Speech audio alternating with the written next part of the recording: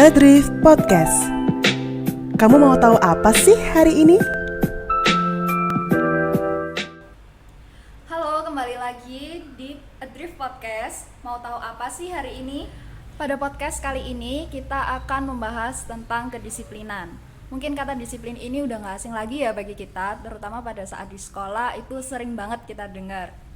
Apalagi pada saat pembelajaran PPKN, selalu kalau ada soal contoh sikap siswa yang baik, pasti jawabannya disiplin dan tanggung jawab. Mengapa aku bilang kayak gini? Soalnya dulu aku juga jawabannya pasti kayak gitu.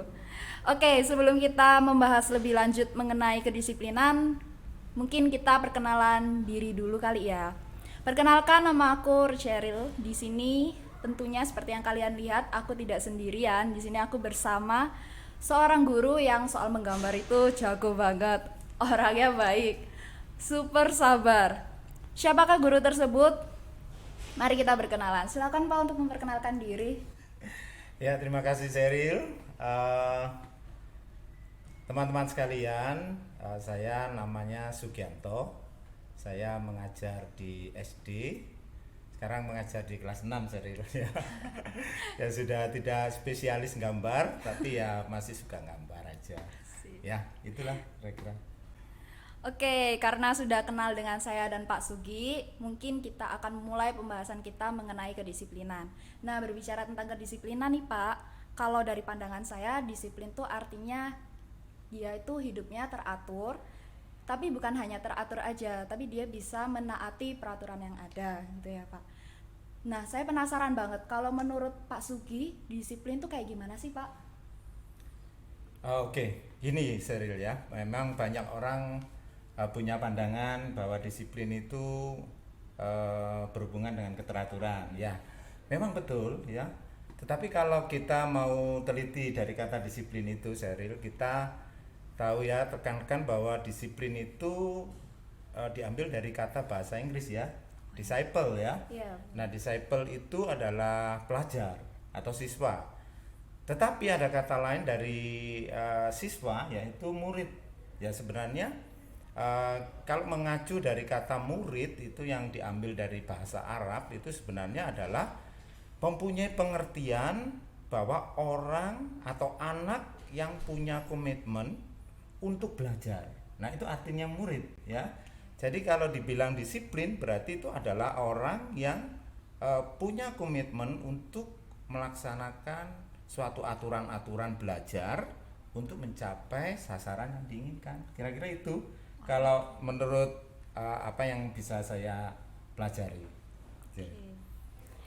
Wow, ada dua kata yang cukup menarik perhatian aku di sini, yaitu komitmen dan kemauan. Ternyata dua hal ini masuk dalam satu paket kedisiplinan ya Pak. Yeah. Intinya tanpa komitmen tidak akan ada yang namanya disiplin. Begitu pula tanpa adanya kemauan, disiplin itu tidak akan bisa terjadi. Nah, sekarang kita sudah memahami nih kalau komitmen dan kemauan itu adalah satu paket dalam kedisiplinan.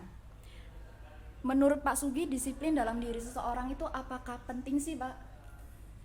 Oh, rekan-rekan, untuk seseorang disiplin itu sangat penting ya, karena disiplin tadi itu adalah komitmen untuk mentaati aturan-aturan ya. Jadi disiplin ini akan membuat suatu keteraturan ya, Cheryl ya. Nah, teman-teman, kalau orang yang melakukan kedisiplinan, dia akan dibimbing atau diarahkan pada satu keteraturan. Nah, semua pekerjaan kita ya itu butuh yang namanya keteraturan. Ya, saya kira ini sangat penting sekali. Saya kira setiap orang yang melakukan pekerjaan itu perlu keteraturan ya, supaya sasarannya itu bisa tercapai dengan baik. Saya kira itu. Oke, baik. Itu teman-teman. Jadi disiplin itu penting karena dengan hidup disiplin akan tercipta keteraturan dalam hidup kita. Tapi kalau kalian cuma disiplin aja tanpa menaati peraturan yang ada, ya sama aja, itu belum disiplin namanya, gitu ya Pak ya. Iya, betul. Oke, kalau dilihat dari anak zaman sekarang ini ya Pak, apalagi di era online, menurut pandangan Pak Sugi nih, bagaimana sih kedisiplinan anak-anak zaman sekarang, khususnya untuk anak sekolah dan anak PPA nih Pak? Ya, Nah, kadang-kadang kita melihat ya bahwa anak-anak sekarang itu tidak disiplin. Sebenarnya ini saya kira tidak fair ya. Karena memang ada sih anak-anak yang bermalas-malasan, tidak disiplin ya, tidak hidup teratur. Tetapi kita masih bisa melihat ada anak-anak yang disiplin ya. Anak-anak yang melakukan satu pekerjaan dengan keteraturan dan akhirnya berhasil. Banyak sekali. Ya saya kira banyak sekali anak-anak muda sekarang yang tetap disiplin ya. Nah, kalau kita melihat ada anak ya tampaknya menurut pandangan kita tidak disiplin, sebaiknya kita cari tahu, kita tanya sama anak itu atau kita ngobrol sama dia apa penyebabnya sehingga dia tidak bisa disiplin. Ya, saya kira begitu mungkin. Oke, tadi kata Pak Sugi kalau anak kurang disiplin, kita itu perlu menanyakan penyebabnya apa gitu ya Pak. Ya. Nah kalau menurut Pak Sugi, penyebab untuk anak zaman sekarang tidak disiplin itu apa sih Pak? Oh ya, oke. Nah tadi saya bilang bahwa anak-anak muda sekarang tidak semuanya tidak disiplin ya, ada banyak anak yang disiplin ya. Nah kalau beberapa anak yang saya lihat itu tidak disiplin itu ya Cheryl, saya kira kita bisa melihat bahwa mereka ini terpengaruh dengan perubahan zaman ya. Nah perilaku seseorang itu memang sangat mudah terpengaruh dengan perubahan zaman ini ya. Contohnya sekarang sudah media sosial itu sudah banyak ya, sehingga kebiasaan orang yang dulunya itu berkunjung, mengucapkan selamat secara langsung, itu sekarang sudah hilang ya. Bahkan sekarang orang langsung bisa video call ya, atau mengirimkan sesuatu lewat media sosial. Nah ini berarti perubahan zaman ini mempengaruhi perilaku seseorang ya. Demikian juga dengan kedisiplinan ya. Kita kadang-kadang melihat karena kemudahan di dalam zaman sekarang ini dengan kemajuan teknologi itu ya, itu membuat anak-anak sekarang itu seakan-akan ya dalam tanda petik itu tidak menuruti aturan-aturan yang kita mau ya. Sekarang begitu.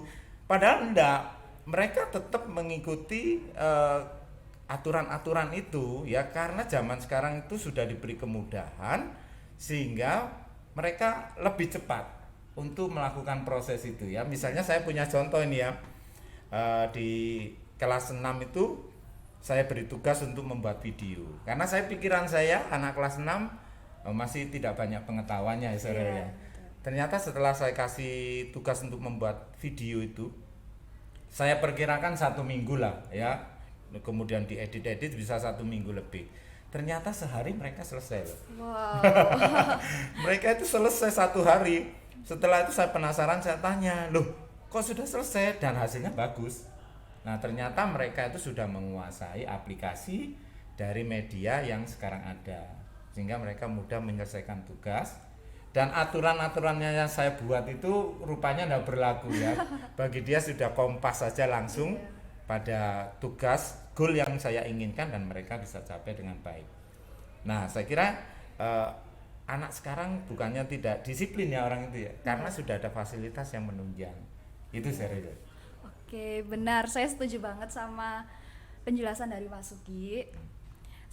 Sebagian anak zaman sekarang itu tentunya termasuk saya itu tingkat disiplinnya kurang karena sudah dipermudah dengan adanya kemajuan teknologi. Apalagi kalau perkembangan zaman sekarang tuh kan media sosial ya Pak, pasti itu sering mengganggu saya, padahal saya maunya fokus ngerjain tugas. Tiba-tiba ada notif, wah jadinya scroll Instagram, WhatsApp, jadi nggak ngerjain tugas gitu. Kalau nggak mepet deadline ya nggak dikerjain. Oke. Dari pengalaman Bapak sendiri nih, gimana sih cara yang tepat untuk mendisiplinkan baik diri saya termasuk teman-teman dari PPA ini? Gimana caranya Pak? Oke, ya. Jadi kalau kita bicara disiplin ya, sekali lagi ini bicara disiplin ya. Iya. Kadang kita rancu antara disiplin dengan patuh. Iya. Nah, kita membuat aturan yang demikian, kita senang kalau anak itu mengikutinya step by step sesuai dengan apa yang kita mau. Nah, sebenarnya itu kepatuhan ya. Iya. Kepatuhan, lebih cenderung pada kepatuhan. Itu bukan disiplin ya. Kalau disiplin itu adalah sudah ada goalnya, kemudian kita buat aturan mainnya, dan semua orang yang mengikuti dan menuju ke goal itu harus mengikuti aturan main yang ada. Nah, kalau kepatuhan tidak ada itu, tidak ada goal. Asal dia nurut apa kata kita, nah itu kita senang ya, kita anggap itu. Nah, itu sebenarnya kepatuhan, lebih pada arti kepatuhan ya. Tapi kalau kedisiplinan itu ada goal yang ada, sasaran yang dicapai. Nah, kemudian untuk mencapai sasaran itu kita kan harus buat aturan-aturan mainnya.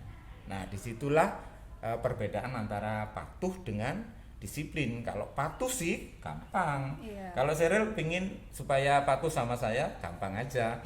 Saya cukupi kebutuhan Sheryl ya. Betul. Saya biayai sekolahnya. Pokoknya saya pendeknya saya menguasai hidup Sheryl.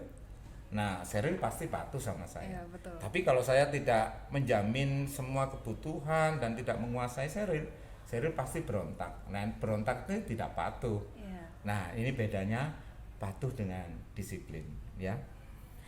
Tapi kalau bisa ketiga-tiganya itu ada gitu ya Pak ya. Disiplin, patuh, dan setia itu harus ada.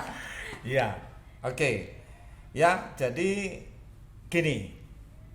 Seperti yang saya katakan tadi, kalau kita tuntut anak-anak kita itu patuh, setia, disiplin, ya oke. Kalau untuk patuh dan setia, tadi saya sudah singgung sedikit ya. Kalau kita menguasai dia, nah dia pasti patuh sama kita. Iya, betul. Ya, misalnya kalau anak sama orang tua yang mencukupi dia, pasti lebih patuh ya Sheryl ya. Iya, betul. Tapi kalau orang lain bukan Oh, anak belum kita tentu. ya belum tentu bisa Iya. patuh sama kita.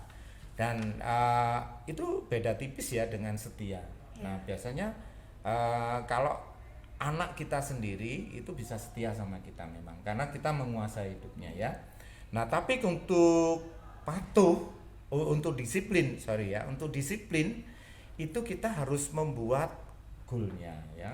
Iya. Jadi kalau misalnya satu sekolahan atau satu PPA ini misalnya ya kepingin anak kita disiplin, maka kita harus punya goal yang jelas ya. Seperti kursus itu Sheryl ya. Kursus itu jelas ya.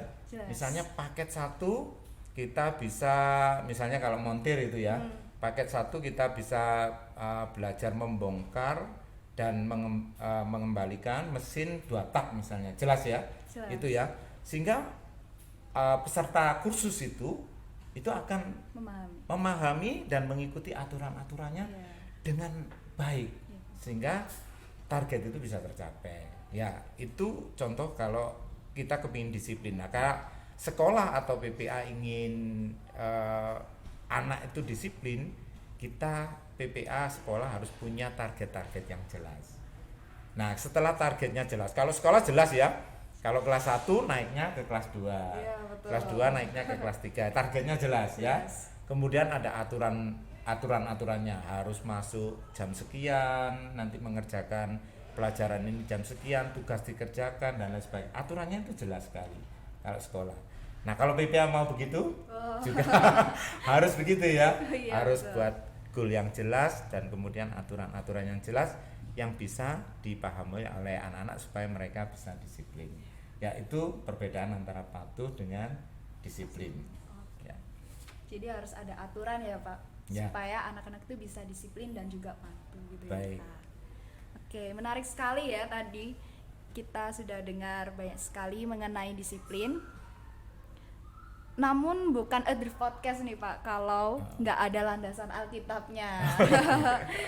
Nah, siapa sih Pak salah satu contoh tokoh Alkitab yang memiliki sikap disiplin ini Pak?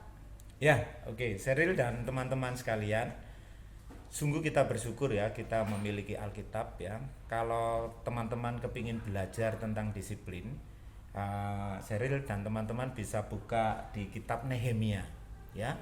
Nehemia itu bercerita tentang pembangunan bait Allah kembali ya, tembok bait Allah ya.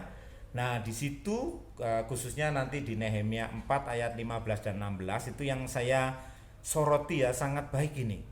Jadi ini disiplin yang sangat baik. Jadi ketika dalam proses pembangunan tembok itu ada musuh atau orang lain yang ingin menggagalkan ya, ternyata akhirnya orang yang mau menggagalkan itu tidak jadi ya, karena Tuhan menyertai Nehemia dan kawan-kawan ya dalam proses pembangunan itu. Setelah penyerangan itulah istilahnya tidak jadi, mereka kembali lagi bekerja pada bidang mereka masing-masing. Yang bagian ini mengerjakan lagi, bagian itu mengerjakan lagi. Saya lihat mereka melakukannya dengan teratur. Kita bisa bilang itu inilah kedisiplinan ya. Halangan apapun tetap mereka melakukannya dengan disiplin sampai akhirnya tembok itu jadi. Nah, ini goalnya. Jadi goalnya sudah jelas, maka mereka walaupun ada tantangan, mereka kembali lagi bekerja sesuai bidang masing-masing sampai akhirnya tembok itu selesai. Nah, ini contoh di dalam Alkitab yang menunjukkan satu kedisiplinan. Banyak sih kalau kita baca di Nehemia itu, memang Nehemia adalah orang yang disiplin. Ya, punya goal yang jelas, membuat aturan-aturan yang jelas. Ya, bisa rekan-rekan bisa baca di kitab Nehemia ya. Itu Sheryl. Oke, mungkin dari Pak Sugi sebagai penutup ada yang mau disampaikan nggak sih ke teman-teman? Oke, Sheryl dan teman-teman Trip Podcast. Tadi kita membicarakan bahwa disiplin itu berhubungan dengan keteraturan. Artinya bahwa disiplin itu mentaati aturan-aturan yang diberikan. Nah, aturan-aturan itulah teman-teman yang akan membawa kita kepada kesuksesan. Pendek kata, disiplin itu adalah orang yang taat pada aturan. Maka serius saya harap rekan-rekan Trip Podcast juga bisa menjadi orang yang disiplin. Amin. Oke. Mungkin saya mau menambahkan sedikit aja ya, Pak. Mungkin bagi teman-teman ini sulit ya untuk memulai hidup disiplin. Tahu, sulit banget pasti ya. Yang biasanya main HP 2 jam, 3 jam bahkan lebih, terus tiba-tiba harus merubah kebiasaan itu buat belajar, buat mengerjakan tugas dan lain sebagainya, itu pasti sulit banget. Tapi selagi kita memiliki kemauan dan mau untuk berkomitmen ya Pak ya, pasti semuanya itu bisa kita lakuin kok. Jadi yuk menjadi pribadi yang disiplin, terutama di tahun ajaran yang baru ini. Oke, baiklah, sekarang sudah ada di penghujung podcast pada episode kali ini. Terima kasih untuk Pak Sugi yang sudah meluangkan waktunya untuk podcast ini. Oke, sampai jumpa teman-teman di podcast selanjutnya. Dadah. Dadah.